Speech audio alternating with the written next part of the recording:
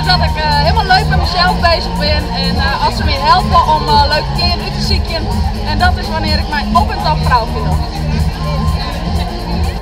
Ja, op een topvrouw. Als ik een heel mooie naaie jurk heb en ik ben lekker aan douchen, dan voel ik mij op een topvrouw. Hoi. Fiona viel ik me op een topvrouw.